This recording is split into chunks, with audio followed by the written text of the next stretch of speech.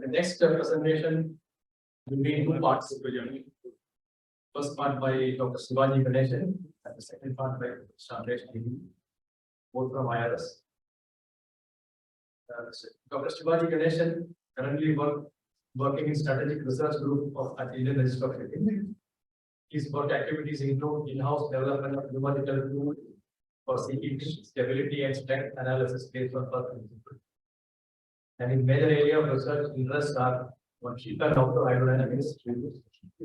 He holds a bachelor degree in aeronautical engineering and master and PhD degree in ocean engineering and naval. Then we have the second part will be done by Amresh Negi, and he has joined. Amresh Negi has joined IRS in 2006 and has been working in IRS research division since 2007. He has got a graduation in mechanical engineering and obtained master's degree in ocean engineering and naval architecture from IIT Karakoram. He has been involved in various consulting analysis work related to seakeeping, mooring, and research work related to development of numerical programs for a variety of marine structural applications. His area of interest includes hydrodynamic loads and motion response computations based on potential theories, prediction of long-term and short-term loads on marine structures, and ship stability in waves. So I will invite Dr. Shivaji Ganesan to deliver his presentation. It will be on the level 3 of the second generation vessel.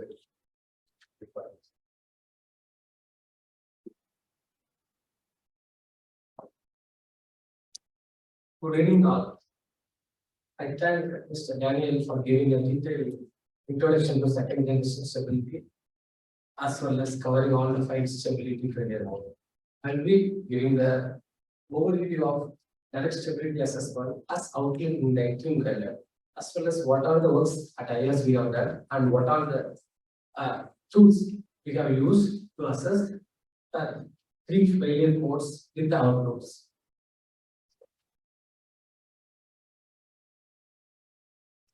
So the contents of the presentation is a brief introduction to direct stability assessment. What is the PSA and what are it requires? And second thing is in-house tool, what tool we have developed, and some numerical results based upon PSA assessment with our in-house tools, and the current ongoing works and the future work that IRS related to PSA will be presented in this talk. So, direct stability assessment, as per MSc circular, I am a document. What it says, if you do a stability analysis assessment with these procedures, which is outlined in the IMA guidelines, it will ensure the stability failure rate 2.6 into 10 to the power minus 3 per ship per year, which goes to a ship will expect a ship will fail for 378 years. If you can do a simple mathematics, but that's not going to happen because ship failures are rare events and it is very difficult to measure. Because this 2.6 into 10 to the power minus 3 number came from formal safety assessment of MSc circular 82 for container ship, but for most of the ships they have measured and they have observed this is the failure rate, that is this many ships failure for this much time in this many years. So then DSA, what is the latest technology? How we are going to use this? What we are going to use? As Mr. Daniel told in level 1 and level 2, Excel sheet or a calculator. A calculator can do the level 1, and an Excel sheet can do the level 2 with a little programming. But level 3, you want to do the latest technology. Either you want to do model experiments or you want to do numerical simulations. You will use the latest technology which is available currently. The level is applicable to all 5 stability failure modes, except as a for level 1 and level 2 low weather deck ships, it is not applicable because water on the deck, which will cause, it will give a conservative estimate. It will add to the stability, not to the. It is mostly water on the deck is a strength problem.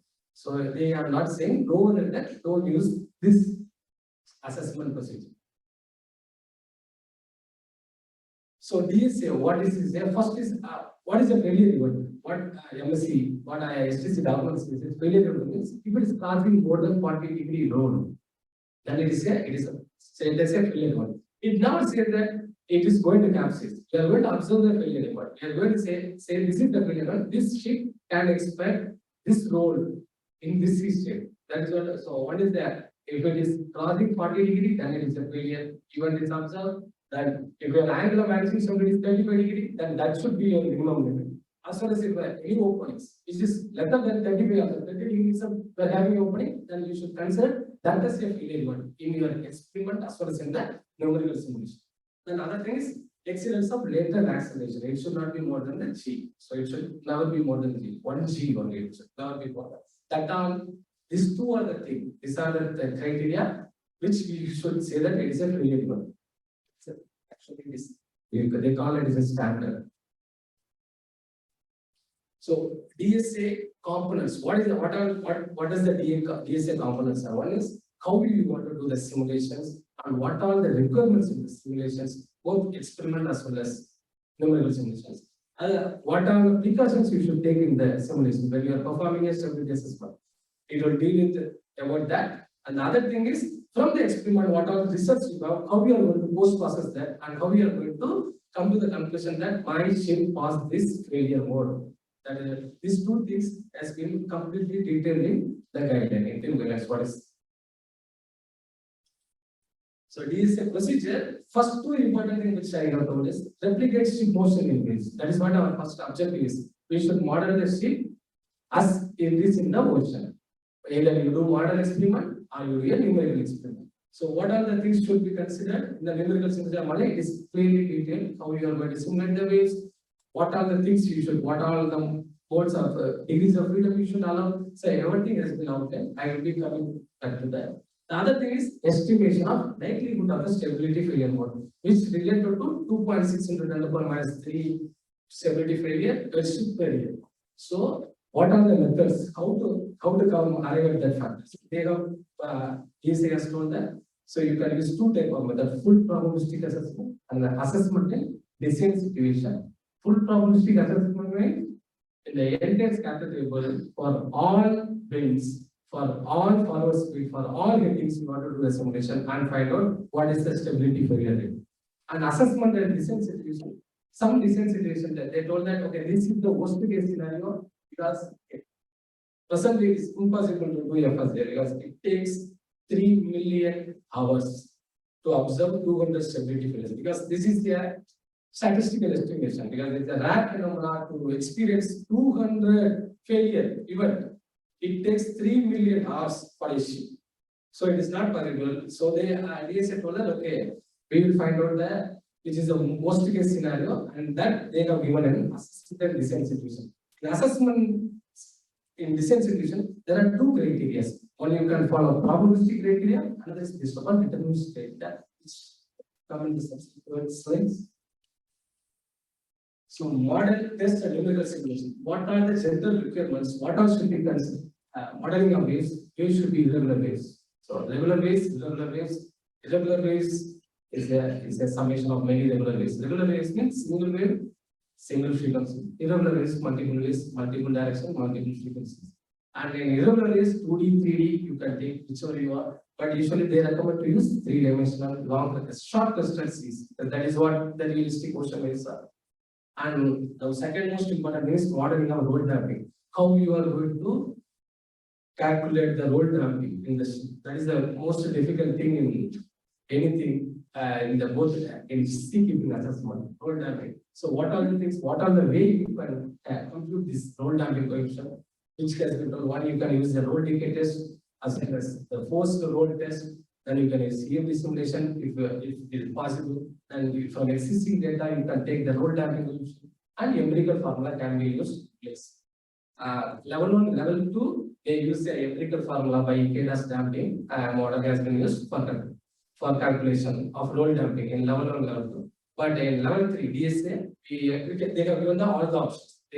IMO has given a wide option. You can take whatever the latest technology is available to complete the roll damping. Then mathematical modeling of force. What are the forces should be considered? Fluid equilibrium is the incident wave force and restoring hydrostatic restoration. This force is the major for any ship. Ship motion, hydrostatic restoration is the most important component. And that is what the ship fail. because changes of the restoring effect that's caused the capsize of the ship. What is G is the restoring one? It changes compared to the calm water. So that is very important. You got to calculate it exactly. And radiation diffraction process, you can do it in you can do for based upon linear analysis. But FTN restoring should be non-linear. That is a minimum requirement. And thrust and resistance other forces you can compute by model test, or you can take from some previous models, empirical models. So requirement of ship motion simulation. So there are 5 million modes. On a first is dead ship, which Daniel has already explained, and EA excessive acceleration and parametric load. PL is fuel loss of stability assessment, surf riding and broaching through, and how many degrees of freedom should be used if you are doing it. So they are, I was told that at least 4 degree of freedom should be there for DS, and the forces should be both hydrodynamic and aerodynamic. Aerodynamic forces are coming due to wind, hydrodynamics due to the reaction of water as well as from the waves. And excessive acceleration parametric load, 3 degrees of freedom are sufficient. So heave, roll, and pitch, then only hydrodynamic load is the thing which you have to consider, only waves. And pure loss of assessment, you have to do sense, wave, roll, and yaw. And heave and pitch is not because pure loss is an one-time event. DS, EA, PR, the ship is rolling, but EA, it capsizes. It capsizes. That is the very critical one, PLA. And SRBT also, it capsizes. It is not going to do any roll motion. So, such way, roll and yaw. And for PLA, you need hydrodynamic and automated. What is that? When you are doing a numerical simulation or when you are doing an experiment, you should have a automatic adapter to change the yaw angle. So in both in numerical model, you should have that automated numerical model embedded in the program. So these are the requirements which the IMO guidance recommend. So DSA procedure. So aimed at the estimation of likelihood of stability cycle, that is a rare phenomenon. And stability failure rate, how many failure events you are observing in certain times. So that is what we are going to measure. And this is a stability failure, which I told is a rare phenomenon. And the solution to the rare phenomena is much more rare. So it is very complicated. And in a simple term, what is the mean time to failure is greater than the much greater than natural growth period. Natural growth period of any ships will be in the range of 8 to 35 seconds, but mean time to failure will be in years. So this is the problem. So you cannot get in a with any in a straightforward manner which we do for calculation load, extreme load, maximum extreme load, which we are doing for strength analysis. So this is entire thing is the statistical problems. So DSA will address this in a statistical term only. So we are going to calculate the stability failure, and stability failure estimates are uncertain because from the statistics we are getting the data. So it is having an uncertain. So uncertainty can be addressed only with a confidence interval. So 95% confidence interval, what we measured or calculated should be upper limit of the 95% confidence interval. That is full boundary assessment. And we have not done that. So DSA assessment, full probabilistic assessment, assessment in different situation, and assessment different two criteria, probabilistic criteria, deterministic criteria. So and the second thing is each failure mode. If you do a numerical simulation or if you are doing a model test, you are doing a simulation in a following ways. Now the ship has capsized or it has come to 40 degree. Now what failure mode we have done? We have to verify that. It can be due to pure loss of stability, it can be due to parametric rolling. How we have to identify which stability failure mode it has failed? Because it is a multi-tier approach. What is the entire second generation instructor? Yes, for one particular failure mode, you are going for level 1, checking whether the ship is passing or failing. No, it is not, it is vulnerable. Then you are coming to this particular failure mode. For a particular failure mode only, you are doing a numerical solution and experimental test. So we have to verify that this ship capsized as a failure event I observed for corresponding to this failure mode only. So for each failure mode, they have given that how to check whether this ship has failed because of this failure event, this failure criteria, this failure mode. So first, pure loss of stability mostly in the falling and stern waves only it will happen because ship is stationary to the wave. That means it can happen only in the falling waves. So if the road if your roll is period is equal to the encounter period, because both will be same only. You are going to go in the same same state. It's not moving to you for because the crest of the ship is at your midship, so your G sector come down and your ship roll or capsize. So then that is one. You want to come in the measurement if you see. So if this is happening at this time, then we will see that it's due to PLA, to loss of stability. And secondly, we come to parametric rolling. Parametric rolling, your roll period. If roll period is twice of the encounter period. Suppose encounter period is 12 seconds. Your roll period is 24 seconds. Now you observe your failure event of 40 degree. Then you say, okay, this is because of parametric rolling. So I am doing for parametric rolling. Either headways, falling ways, this condition can happen. So DS and ER is straightforward because it is mostly correspond to the resonance. Resonance will be, if you are exciting at the natural frequency only, this you will have more roll.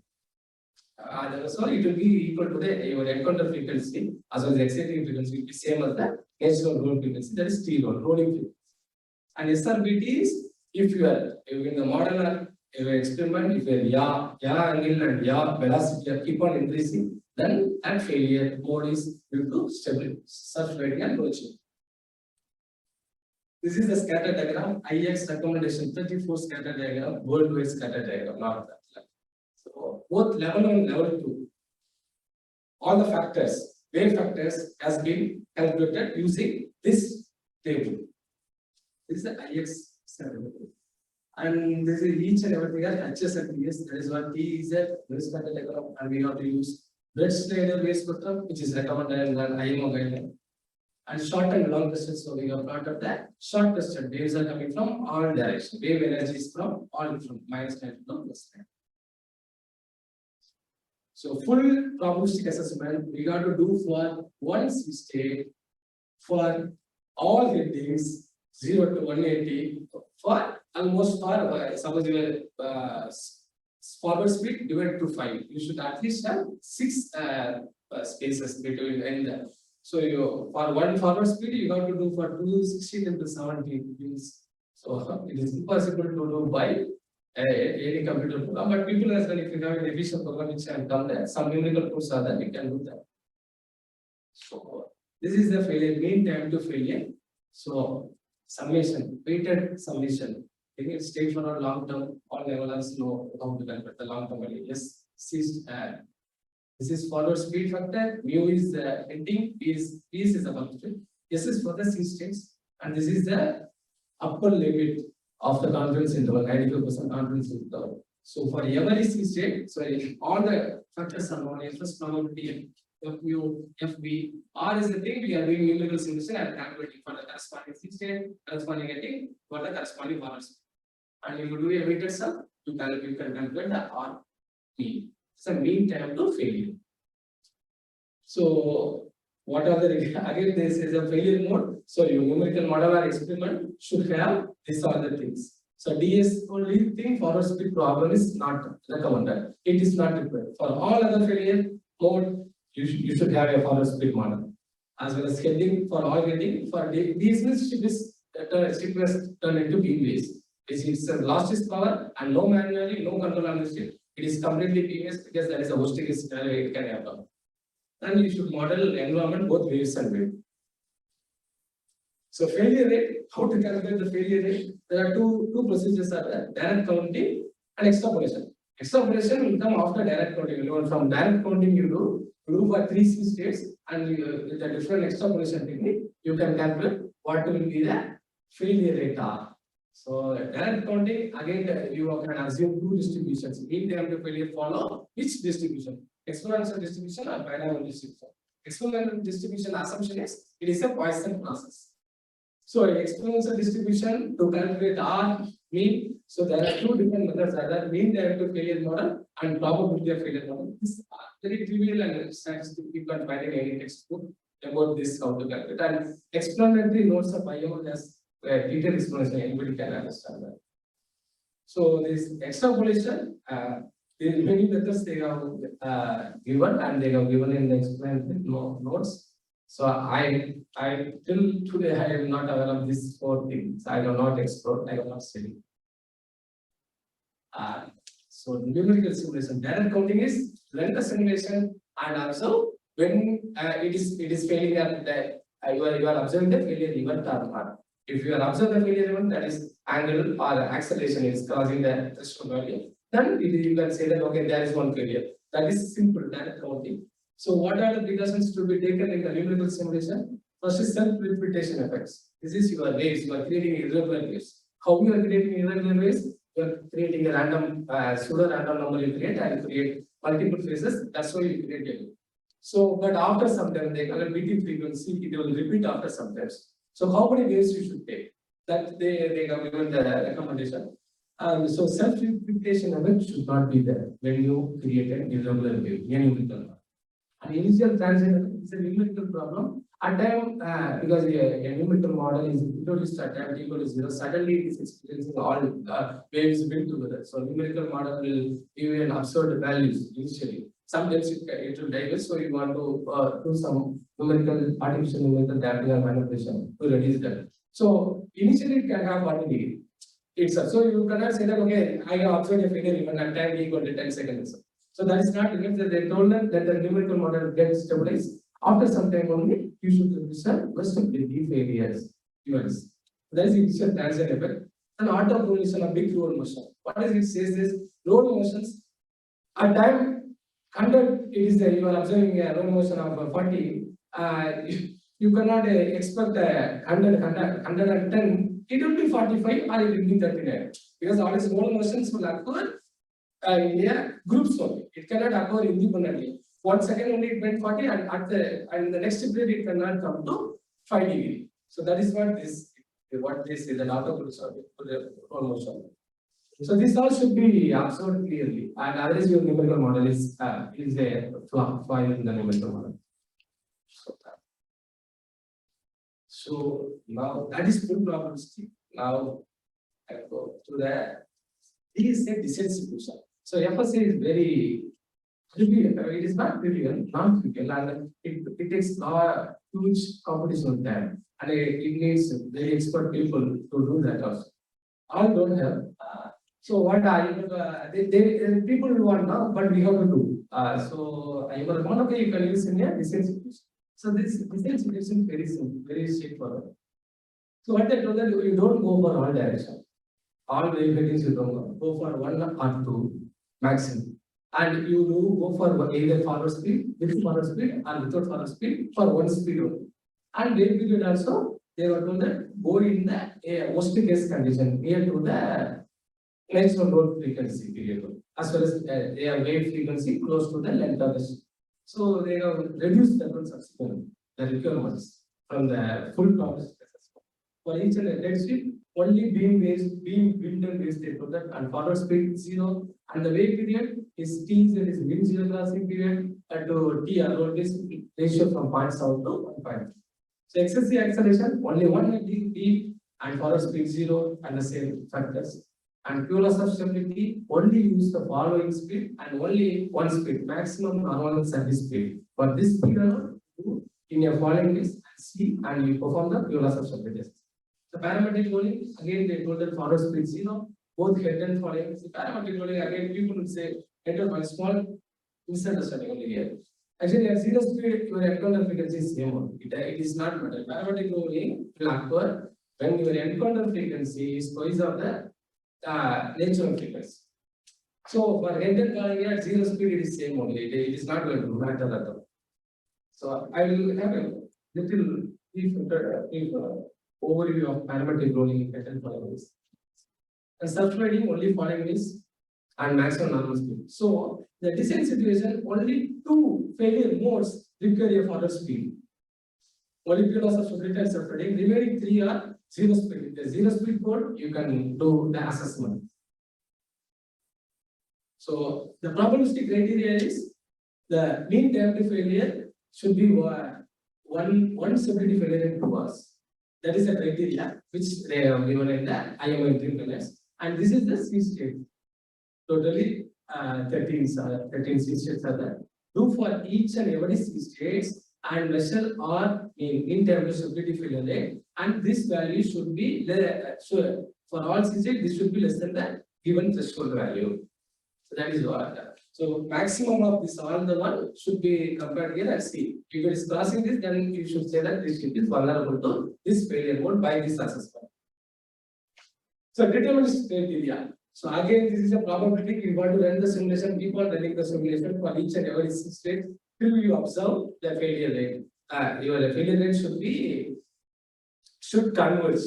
So that is deterministic criteria is straightforward. You do the simulation in the C states and you measure what is your latest mean 3-hour maximum load value as well as later acceleration. This is the most because this full probabilistic assessment and assessment in design situation, probabilistic design situation is a probabilistic criteria. You cannot do model test. It cannot be done in a model test. But deterministic criteria, it can be done by model experiments. So it is straightforward because you are measuring only your values, what will be your maximum mean 3-hour value, and that should not exceed half of the criteria, half of the failure event. What I told is 40 degrees that failure event. If I observe, it should be not 40, it's half of that, 20 degree only. Because we are sacrificing so many things, they want to put more conservative in this deterministic criteria. So they are told that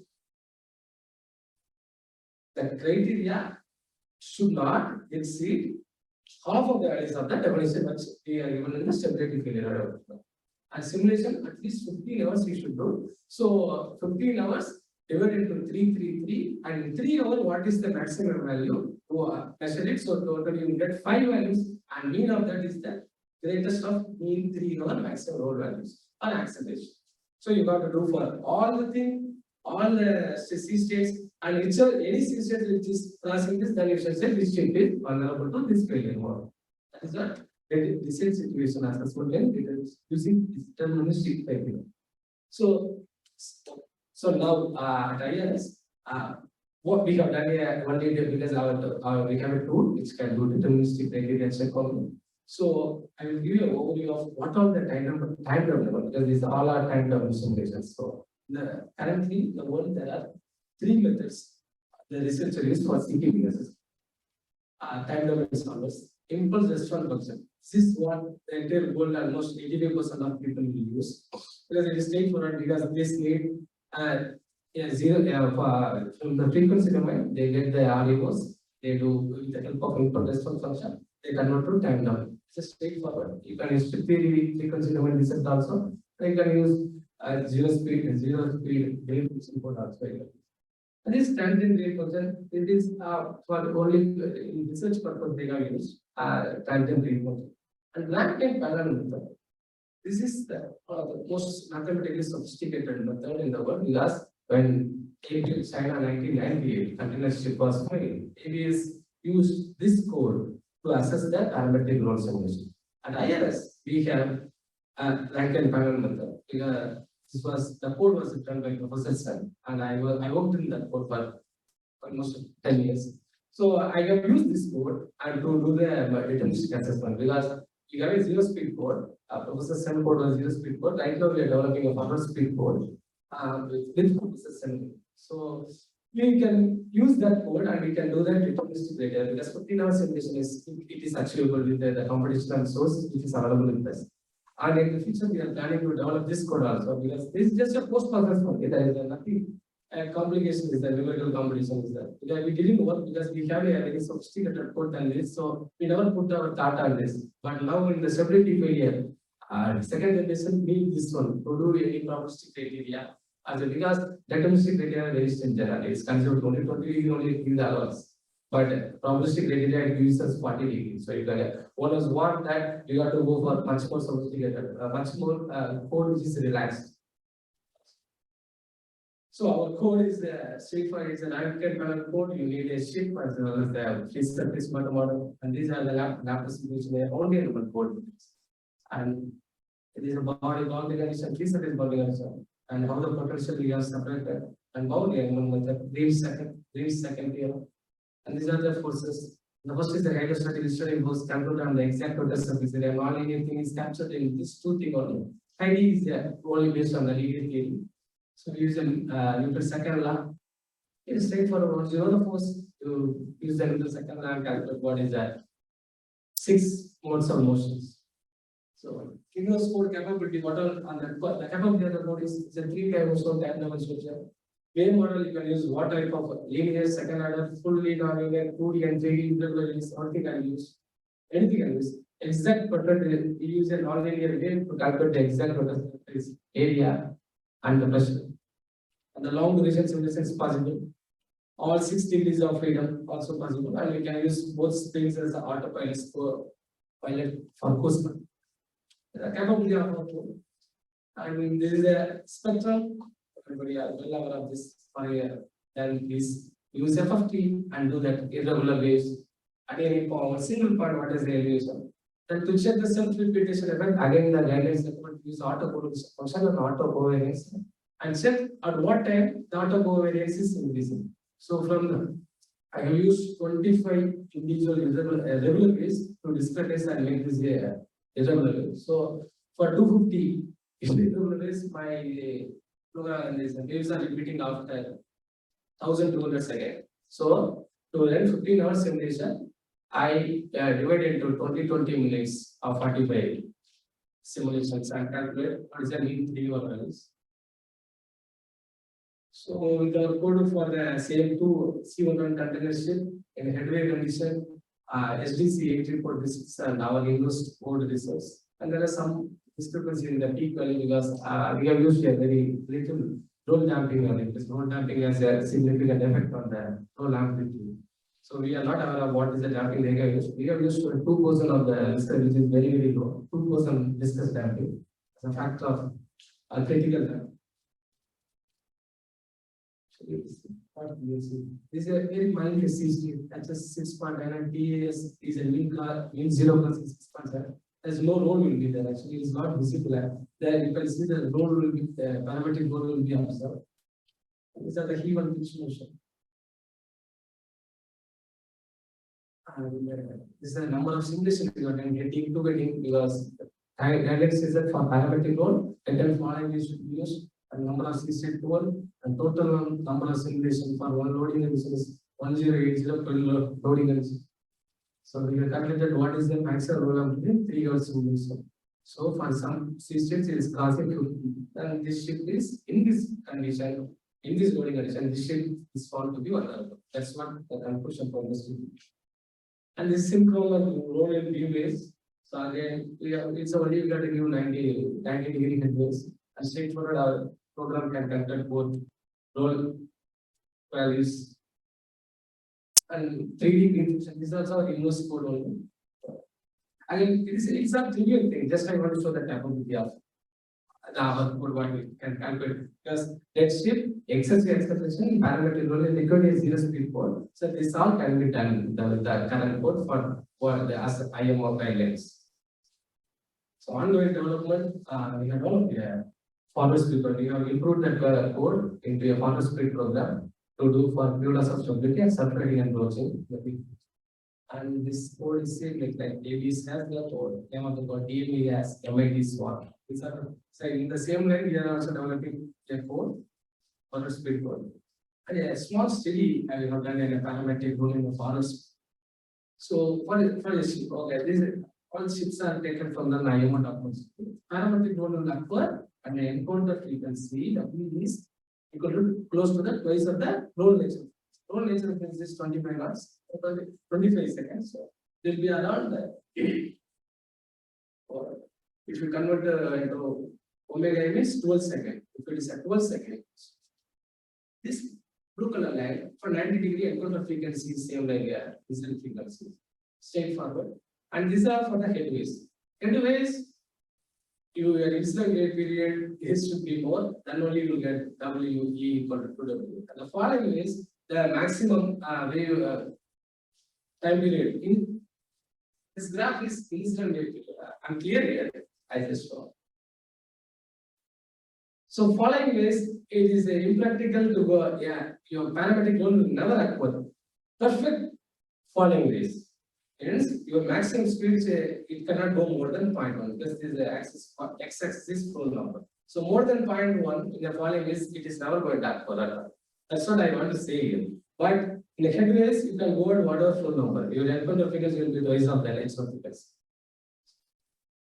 So this is the following ways. You can for flow number 0, you observe a parametric flow. The ship calculates almost 90 degrees observed. Again, flow number is 0.03. The actual flow number for the ship is service flow number is 0.23, almost 239, 0.23. Nobody is going to operate at this speed in the following ways. Following ways, you know, because it is already recommended people. 1939 itself, it has been observed in a following ways in low forward speed, the ship started to load. So it's not new thing in a following ways. So it is masters will avoid following waves in low speed. They know that there will be a failure. So again, in the forward speed of 0.6, F1 equal to 0.06. But if it's close to 0.1, you can see the road is only 10 degrees. It is not more than that. So it is not a failure event at all. Because based upon the minimum propulsion power required to go in a wave is according to MSC circular, you cannot go below a certain speed because you lose your maneuvering. So the minimum itself, it is not causing in the following ways. You should go at least 0.15. So it is 0.1 only itself, so there is no parametric role even in a forward speed case. But in 0 speed only, you can, this is the worst case scenario, which is explained in the deterministic criteria. Worst case scenario is the following way. But the same thing in the headways, you can see. 0.1 condition, I am observing, if your flow number is 0.1, you can observe almost 40 degrees. You are observing a parametric role. That's what this for very large shape, this is a very good only in the headways. Plus in headways only is more practical. Plus in headways in severe seas, you have added your resistance. It will reduce your speed. As well as captain voluntarily reduce the speed because it is a normal practice of any captain just to avoid slamming, did not attack, he reduces the speed. But when he reduces the speed, that time only the danger is coming. You are having a more room. So that this is what happened in 1990 for the single container, post-Panamax container. He reduced the speed, he reduced the speed, then he started to roll. It is a very new thing because that is because of that changes in the transfer stability. Purely for that. But if you see, there's a condition for all the things, the condition are same. Encoder frequency is twice of the known natural frequency. If your ship is going at 0.23 service speed, it is never going to have parametric roll at all. Whether it is changing based on it, because it will have a sufficient resistance to roll motion. If it is going at the proper flow number, but only in the low speed only the problem starts. So future work, what are we to do? Fuel stability and self-driving, yes. And we want to develop the time domain solution based upon impulse system function to do that the design assessment in probabilistic criteria and full probabilistic assessment also and operational measures based upon full probabilistic assessment also is in line. Thank you.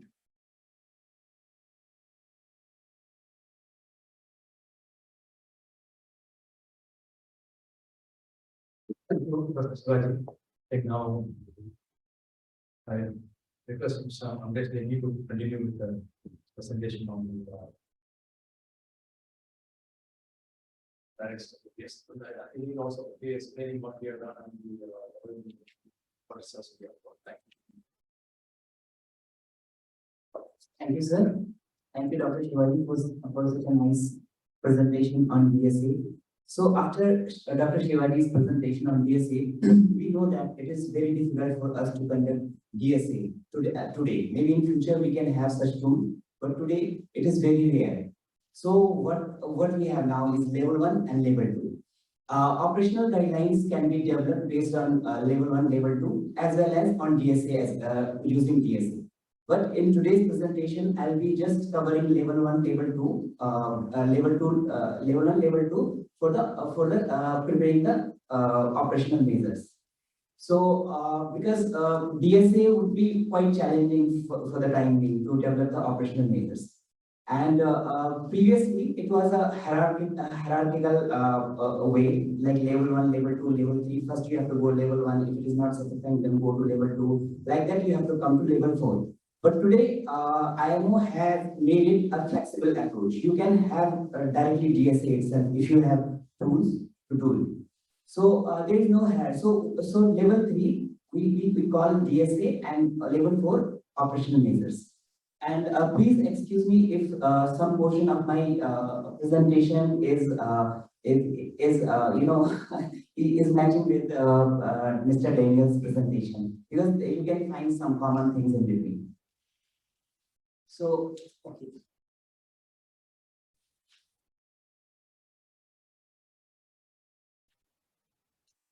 Okay, for level 3 DSA, we already have seen the complexity. Here I'm just comparing level 1, level 2 with a complexity factor. So, hello. Yeah. So, level 1 means that there are some stability hydrostatic parameters involved in level 1. Okay.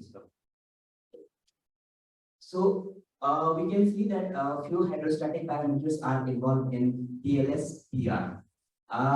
And we can say subtracting and brushing, we can directly by seeing this formation itself, we can estimate that whether this shape will be whether any shape will form vulnerable in subtracting brushing or not. Because this is a very simple estimate. Similarly, we yes takes the IMO weather criteria with a little bit modification to the time period versus wave steepness table. Then we have EA, which is again simply the simple formulation is there to estimate the EA level 1. So if you have hydrostatic parameters from any software, or for example that stability booklet, level 1 you can estimate based on the you can use Excel sheets to estimate this level 1. However, this level 2 you should essentially have a computer program where for entire scattered table, what Dr. Shivaji has shown in his presentation, for entire scattered table we have to calculate the quantum indices, and those indices we have to multiply with the weight factor of each of the scattered table, and finally we have to sum it, and then we call it the long-term index, which is listed over here for with reference to all failure modes. So this chip is not considered vulnerable if it is following these conditions. So hereafter for all, I mean in my presentation, I'll PLS means pure of stability, PR is parametric role, SRBT is writing approach. I'll be using these short forms. So we have developed the program on level 1, level 2, and our program takes these 6 data sets. It takes a lines plan, it takes the environment in the form of scatter diagram or wind pressure for DS. Then we have a ship loading conditions, and our program is stand alone. It doesn't require any hydrostatic parameters to be inputted. It will automatically calculate all the hydrostatic parameters. So from train stability booklet, I just want the information about the draft and the train. That's all, nothing else. Then we have a journal from journal management. We have LBD, FM, etc. We have to input. Then PGP parameter. This is very important parameter which will model the damping. And I have a separate slide for that. I'll be explaining later on. Then we have a very specific set of data for this SRBT level 2, surge riding and brushing level 2, which is the calm water resistance curve and the open water proper characteristics. So, for getting this, it is actually we have to run some other solvers, or we have to go for the experiments. So these 6 data sets will be required for to conduct level 1 and level 2.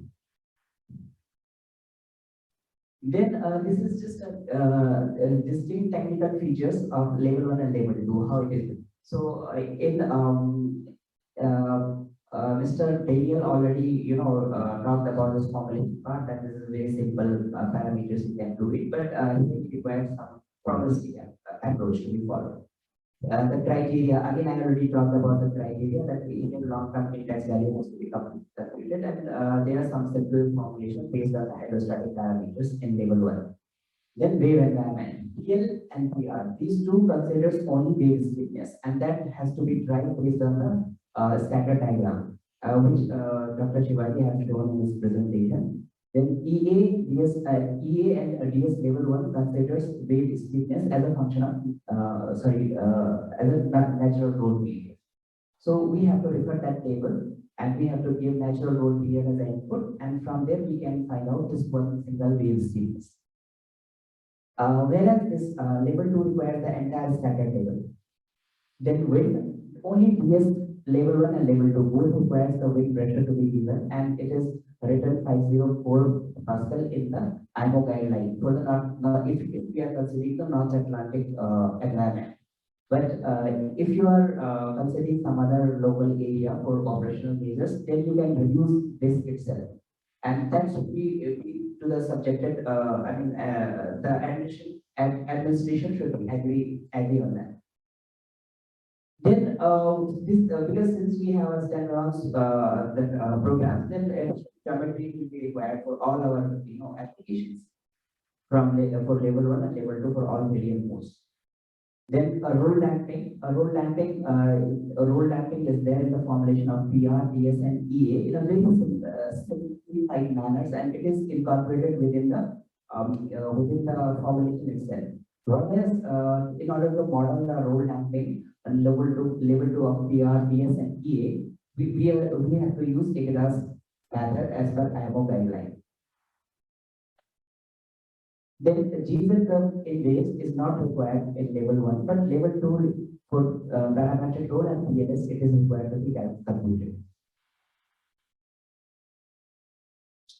This is just a validation study for our in-house program. You can see the validation of the GZ curve in the waves. So this GZ curve is for the calm water. This is from our program. And this is the max curve we have validated. And these two other curves are for this lower green curve is for the for the present program, and the wave test is at the mid shape. So you can see how drastically the stability will decrease.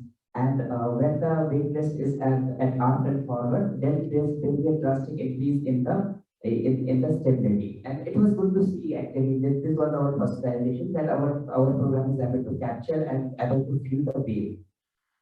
Then we have IRS roll damping method. All these we have the two graphs we have validated with the results given in the IMO documents. So this is for the IRS roll damping method, the roll damping versus roll angle. And then we have the effective wave slope coefficient, which we'll be using in EA and DS. So though there are so many modules, but these three are very important modules of the programs. Then these are the final results. Here you can see the for subtracting and dodging. These are the IMO results and this is our present program results for level 2 of SRE. Then we have a validation for PLS, level 1, level 2, you can see we have almost the same, it is matching, and in all conditions it is failed. Then we have PR, you can see that again the results are matching quite well, except this last because there is some discrepancy in the roll damping. The document does not give the information about what roll damping they have used. Whatever roll damping we have used, with that we are getting this number. And if we try to reduce that roll damping, then you probably index will go up. But that is not our intention. With our whatever roll damping we have considered, with that we are getting this. Then you can see DS level 1, and you can see that our program is capable of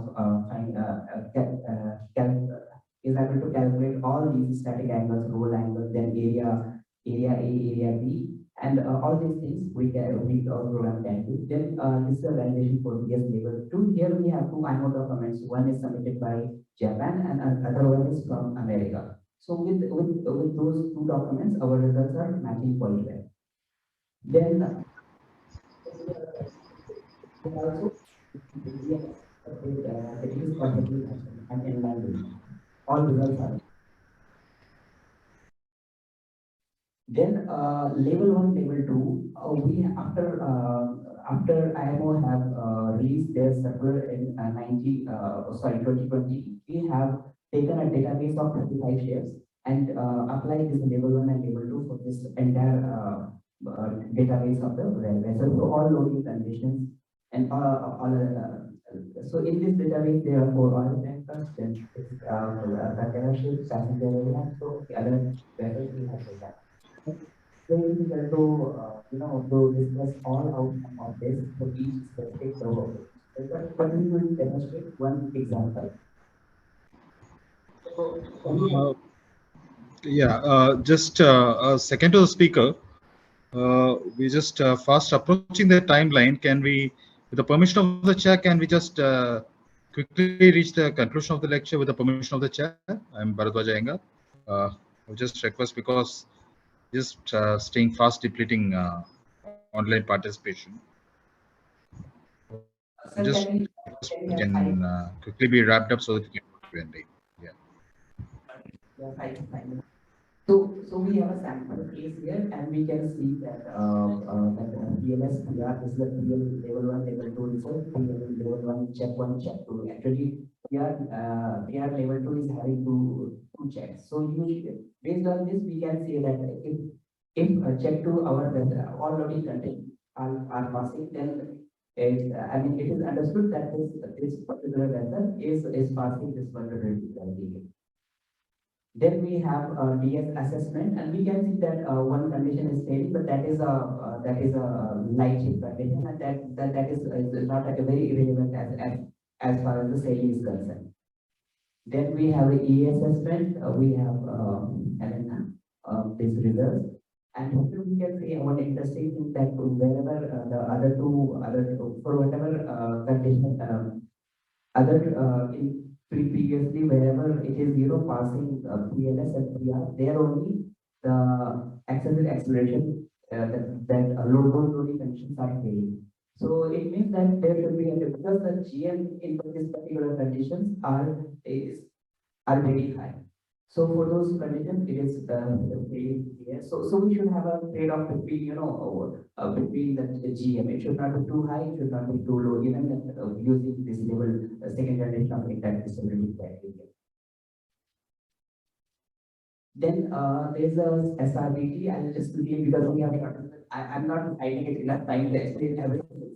I'll just quickly run through it. That this is a that KT J curve, which is obtained in CMT, and this is a resistance curve and obtained for the Hydrostatic method for the assessment of the SRBT level 2. And these are the results. So you can see that we can operate the ship up to 0.3 foot numbers for T1, T2, and but T3 as well. This is slightly at 0.3, it is going in the vulnerable zone. But okay. Then there's a damping, and what we observe that the damping is the most important factor. So we are using actually IRS method here. Then operational measures that already Daniel have talked about this. That we have probabilistic and deterministic method is based on the TSA, and the simplified one is based on L1, L2.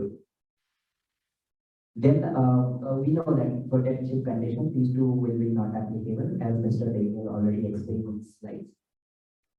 And then there are some additional considerations we need to give in the when we are preparing the OMs, like selection and normalizing of the scatter tables. Means once we are cutting some of the C states, then we have to normalize because the probability should be equal to 1, so we have to do it. And then in cases to be avoided is greater than 20% of total cases we consider, then that condition is not acceptable. For self-driving and running failure, level 2 formulation considered only through kill of force, but for operational measure we have to add this dimension 1. Level 2 gives only level 2 consider only 0 speed and mean speed. But for in access that formulation, we have to tweak that formulation to have the encounter frequency effect if we have to develop the OGs. Then OG should be easily accessible, understandable in a easy. It should be understandable format, and therefore there should be an alert system if the sailing condition is close or within the area of the acceptable sailing condition. For that, we have to prepare a database of unacceptable sailing conditions based on the based on that one of the three conditions. And it should be a function of speed heading for the level C speed, the C state. It means that captain should be able to enter the speed and heading, and it should give him that which are the unsailable loading conditions. The effect of cross C we have to add by overlaying the unacceptable sailing condition. And master have to ensure that the ships, any point of sailing, the ships should able to satisfy OL and OGs. So this is all we have on DSA and level 1, level 2 applications to the OS. Thank you very much.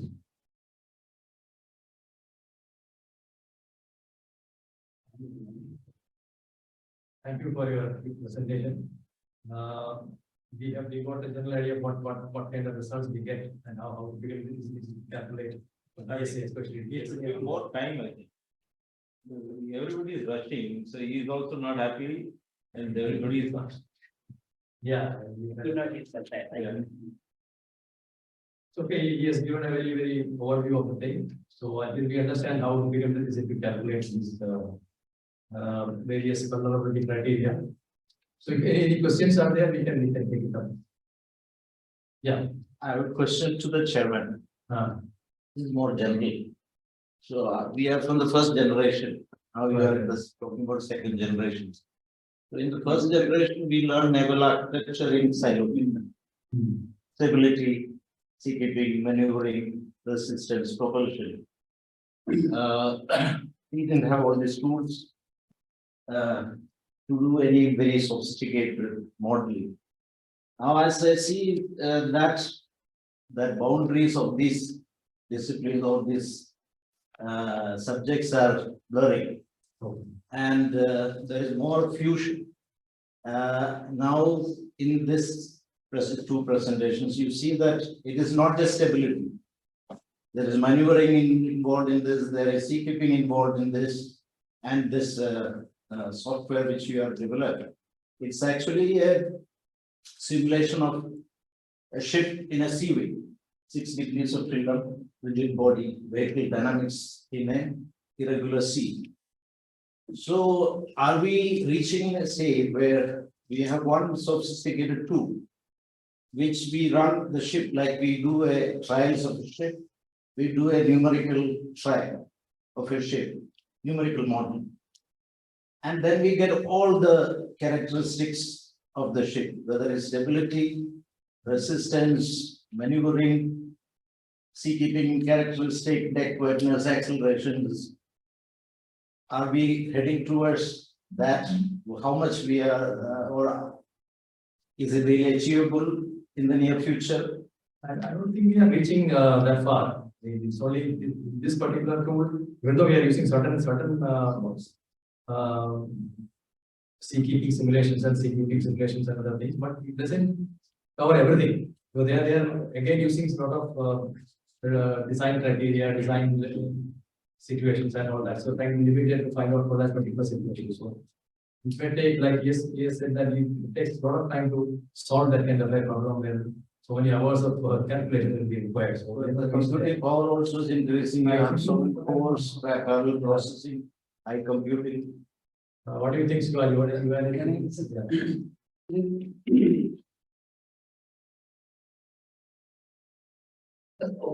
During your time, whatever you learned was till now also it is remaining that only. It is seakeeping is different, maneuvering is different, resistance proportion is different, stability is different.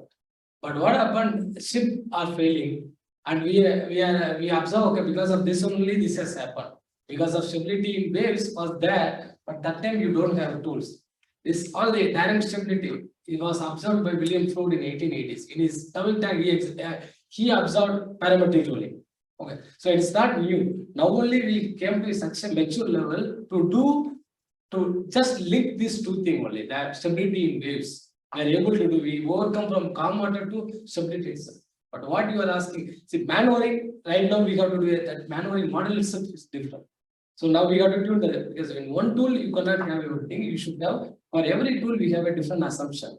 The seakeeping we have a different assumption. For maneuvering we have a different assumption, because maneuvering is the motion in the lateral direction, horizontal direction mostly, search, sway, and yeah.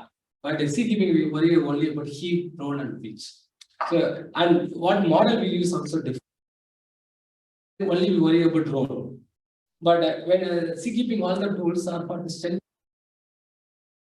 tools to capture what is experiencing. That's what we are kind of do. Then on top of that, probabilistic is coming into picture. Statistics is coming into picture. You have an estimate, okay? How much thickness I have to give. These are so it is you cannot club into one tool. And if you have one single budget, many tools can be added to a overall GUI. What you ask, okay, this can be a manuring, this can be a, but that maturity of latest technology is not up to. Not currently, it is not there. I hope it will come in the future. Thank you. Maybe the next generation. So I have a question. So we are talking about the failure rate of maybe you mentioned 1 in 370. That is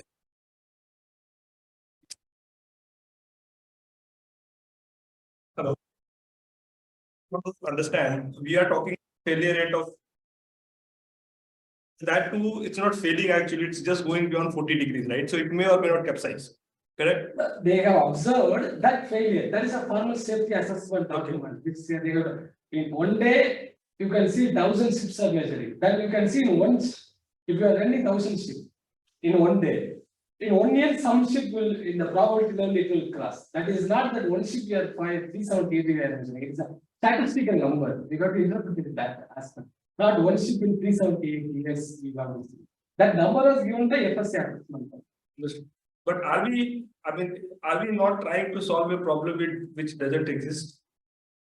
No problem exists. Let's see that in cloud. No, see, I will make a point because if you say that the chance of death of a person is 1 in 1,000, you will get alarmed, right? Yeah. So that is what you are talking about. Yes, In case of a ship, it's just not the ship, people will die. So if the probability is 1 in 1,000, it's still a big risk. Yeah. So we are not overdoing it. Yes. I'm giving another analogy.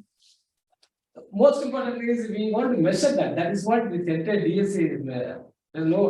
We should know the risk of the. If your ship is always flying in calm water, it will never fail. But that is not the case for any ship. That's what second generation Instability is about.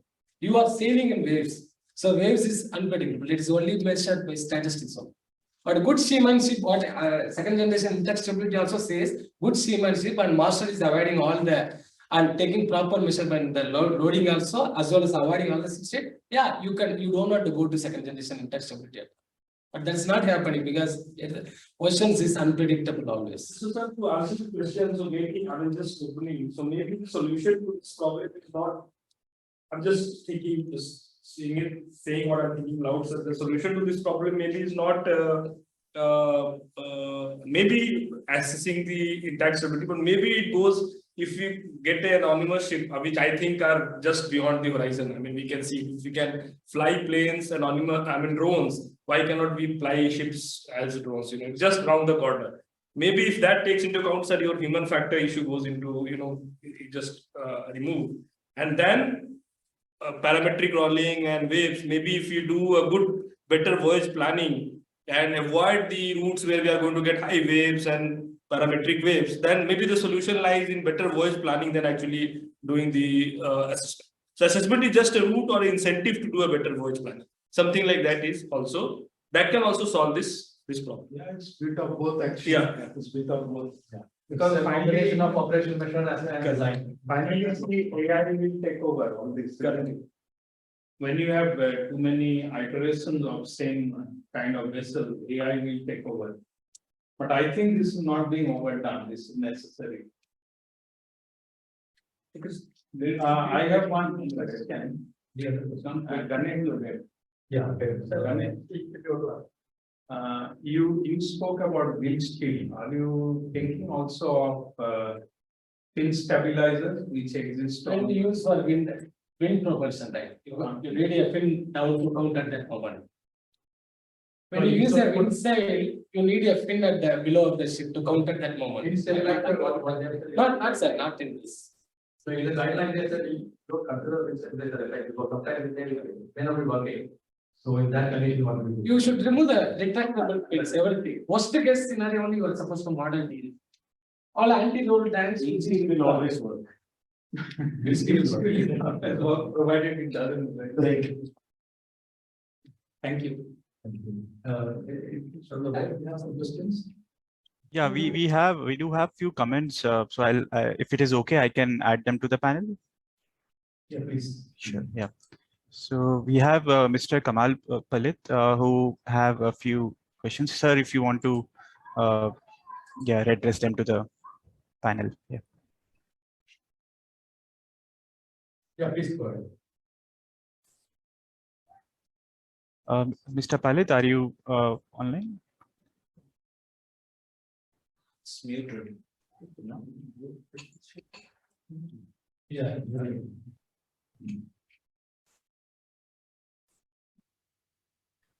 You have to unmute himself.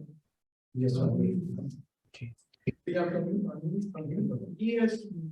Yeah. So I think he may not be able to join. So I can just reiterate what he has asked. So first of all, he's congratulating IRS for carrying out such a vast research on stability criteria of the ships.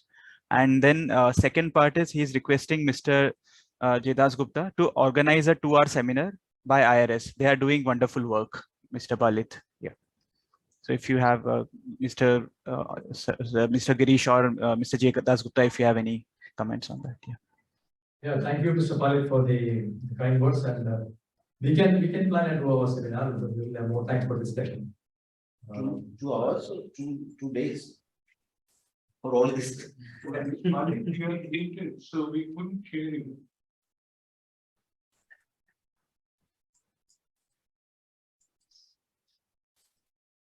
Yeah, but if you want to Signal problems. I told him you are muted, unmute yourself. He said, I'm listening on Zoom. Yeah, you might. Seriously, Girish, 2 hours is too. If you Well, understand that's all this. Maybe a day or another. Stability issue. No, I also. Maybe a workshop kind of thing. Workshop. So we can also can be a discussion. Yeah. Designers and ideas, everybody can come. So that will be a better good discussion on the. That's good. We can plan. Yeah, because all these things, it's not possible to just understand. Yeah. They seem to spend a lot of time in making this presentation, but present it, also needs a lot of time. Somehow, it's, for me, I'm sorry, I couldn't understand many of it because, it was going too fast. That's right. No, we will depute working level people also. To actually deal with problems from our organizations. Yeah, I think we can talk offline. Once we finish, we can talk. Okay. Give our suggestions then. But yeah, it was very good for us to know so many things. There is Commander Tiwari, I think, wants to say something. Yeah, Commander Tiwari had raised his hand a little while back, but right now I think he has lowered it. So if he has anything, he can also add. Yeah. Yeah.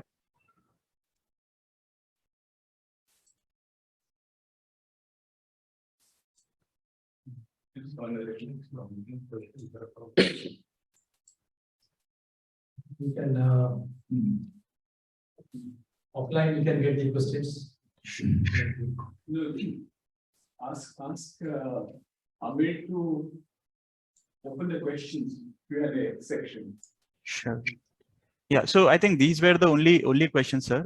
So I think we have covered the online questions now. Yeah. Okay. Thank you. Thank you for all the questions and the answers given by the panel and by the panelists. We come to the end of this session. Yeah. You have to say something. That's what I would like to say. And notify him. Yeah. Yes, right. Please send that. Yeah, I'll pass it on to Mr. Bharadwaj.